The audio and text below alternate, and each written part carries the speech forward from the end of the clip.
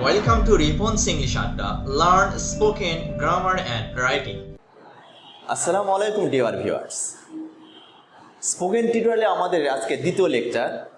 এই লেকচারে আমি আলোচনা করব মূলত আমাদের ডেইলি রুটিন কীভাবে প্রেজেন্ট করা যায়। যদি ইংরেজি স্পিকিং তুমি শিখতে চাও, ভালো যে স্পিকার হতে চাও, তোমাকে কিন্তু বেসিক কয়েকটা জিনিস জানতেই হবে। তার মধ্যে হতে পারে এরকম অ্যাবাউট ইয়োরসেলফ, নিজের সম্পর্কে পরিচয় তুলে ধরো। এটা কিন্তু বিভিন্ন সাক্ষাৎকারে বা ভাইভাতে কিন্তু উপস্থাপন করতে হয়। এরপরে টিউটোরিয়ালে আসতেছে এটা কীভাবে অন্যের সাথে গ্রিটিং করতে হয়, কীভাবে আমাদের ডেইলি রুটিন অন্যের কাছে উপস্থাপন করবে। এটা কিন্তু অত্যন্ত গুরুত্বপূর্ণ একটা টিউটোরিয়াল। অন্যের কাছে নিজের ডেইলি রুটিন কীভাবে উপস্থাপন করা যায় সেটা আমরা আজকে স্মার্টলি স্পোকেনের মাধ্যমে শিখব। তুমি আসলে যেটুকু জানো সেটুকু দিয়ে তোমাকে ডেইলি রুটিন আজকে শেখাবো। আমরা কিন্তু এই ধরনের বাক্য হামেশা ব্যবহার করেই থাকি। আমি যাই, আই গো। আমি খেলি, আই প্লে। আমি নামাজ পড়ি, আই প্রে। আমি ঘুমাই, আই স্লিপ।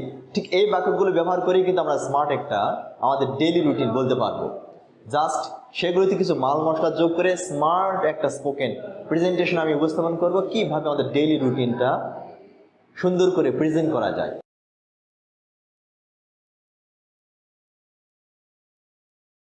দেখো, আমি বাক্যটা শুরু করেছি, I start my day with ফজর সালা। ফজর সালা দিয়ে আমার দিনটা শুরু করি।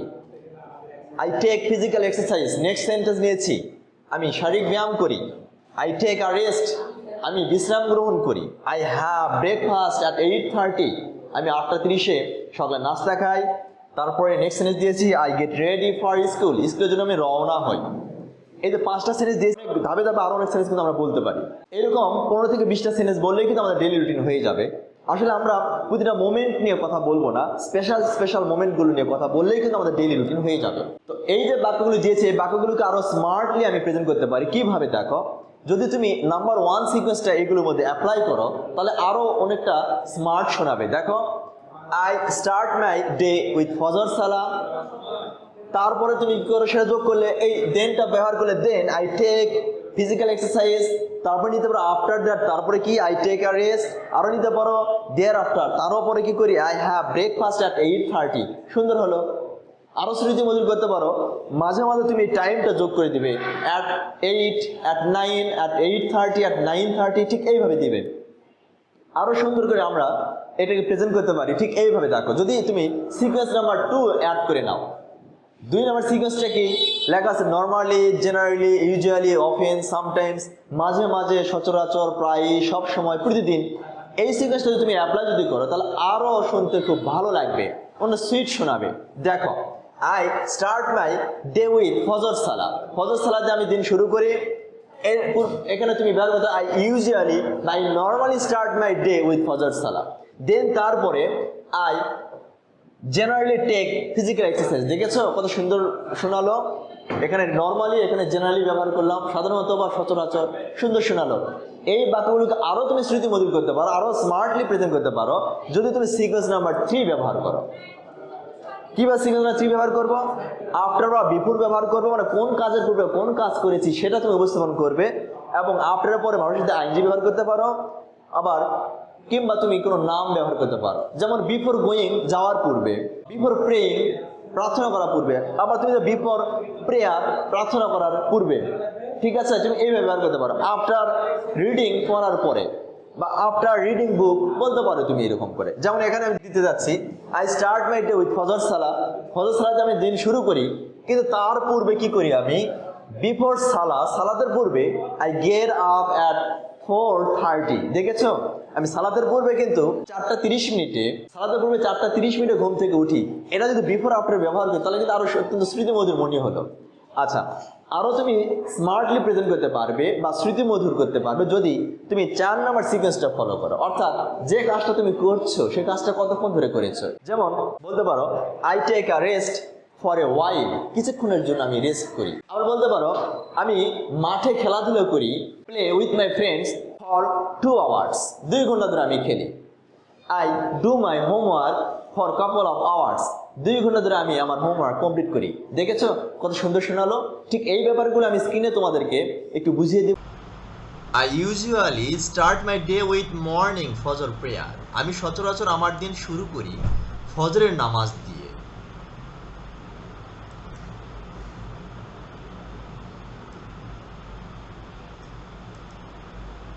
তারপরে সেন্টেন্স ব্যবহার করেছি after prayer I do physical exercise for an hour. ফজরের নামাজের পরে আমি 1 ঘন্টা ধরে শরীর চর্চা বা শারীরিক ব্যায়াম করি।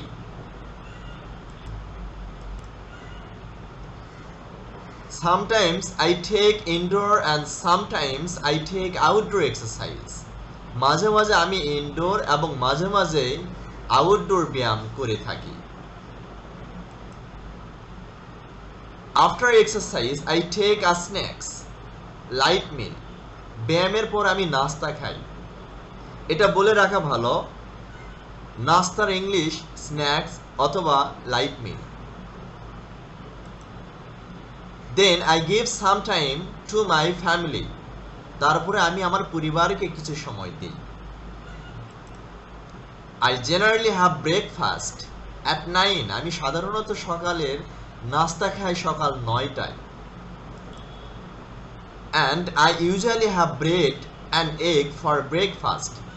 এবং আমি সাধারণত সকালের নাস্তা হিসেবে রুটি এবং ডিম খাই। এই সেন্টেন্সটা একটু বড়, আমরা একটু ভেঙে ভেঙে পড়ব।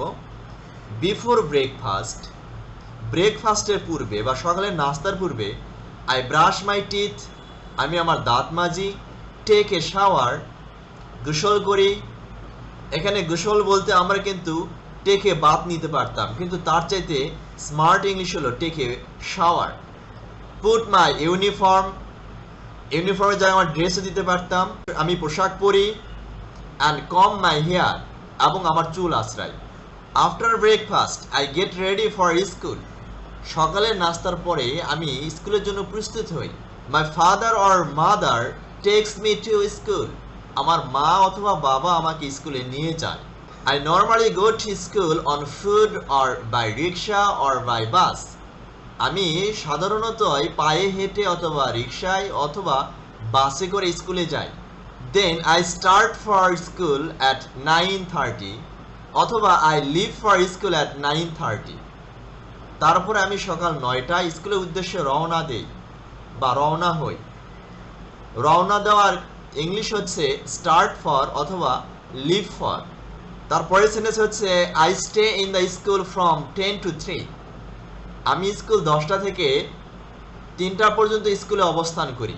আমি স্কুলে 10টা থেকে 3টা পর্যন্ত অবস্থান করি। After school I get or return home and I get refreshed. স্কুলের পরে আমি বাড়ি ফিরি এবং সতেজ হই। ফেরার ইংলিশ বা বাড়ি ফেরার ইংলিশ হলো গেট হোম বা রিটার্ন হোম, আর সতেজ হওয়ার ইংলিশ হলো রিফ্রেশ। সুতরাং ব্যবহার করা হয়েছে গেট রিফ্রেশড, নিজে সতেজ হওয়া, নিজেকে সতেজ করা। After then I have my lunch, তারপর আমি দুপুরের খাবার খাই। সকালের খাবার ব্রেকফাস্ট, দুপুরের খাবার লাঞ্চ, রাতের খাবার ডিনার। এই 3টা শব্দের ক্ষেত্রে আমরা খাওয়া বোঝাতে হ্যাভ ব্যবহার করি, তবে ইট বা টেক বললেও কোনো ক্ষতি নেই, যেহেতু স্পোকেন ইংলিশের সাথে বিষয়টা জড়িত।